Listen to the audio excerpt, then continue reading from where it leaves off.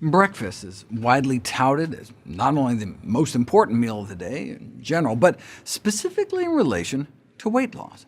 This is not just a pop culture prescription from checkout aisle magazines, but an idea put forward by prestigious institutions such as Johns Hopkins, NYU, Mayo Clinic. Right? Even the United States Surgeon General. Want to trim your waist? Read a headline, American Dietetic Association, try eating breakfast, referring to breakfast as perhaps the best-kept weight-trimming secret. But is it true? The Duke School of Medicine's health newsletter was skeptical. It's always been billed as the most important meal of the day, until now. While it's widely presumed that eating breakfast protects against obesity, the belief is held up as a poster child of biased distortion of the scientific record. No one can argue that there isn't an association between body weight and breakfast. Studies have shown that obesity and breakfast skipping tend to go together beyond a shadow of a doubt. In fact, gratuitously so.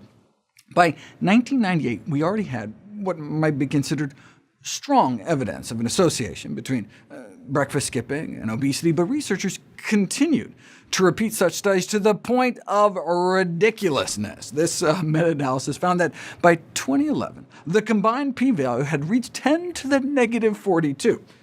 OK, what does that mean? Why is that ridiculous? In science, p-value refers to the chance of getting a result that extreme if, in fact, there really was no such effect. How small a chance is 10 to the negative 42? This is how small that number is. In other words, the probability that the association between obesity and breakfast skipping was just a fluke is less than the chances of winning the lottery not once, but 5 times in a row, and then subsequently getting struck and killed by lightning. OK, so the association between breakfast skipping and obesity is indeed beyond question.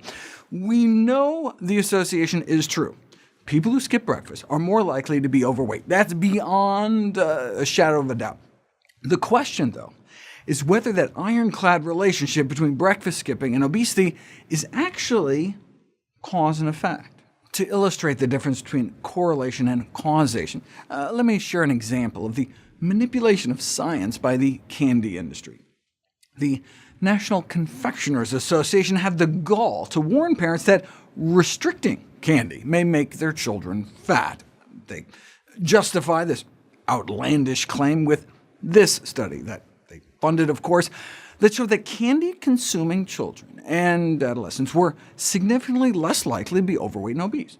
The industry-funded researchers go on to imply that this exonerates candy, but what's more likely? That cutting down on candy led to obesity, or rather that obesity led to the cutting down on candy, right? In other words, the lower candy consumption may reflect the consequences of obesity, not the cause, right? As parents of obese children try to restrict treats.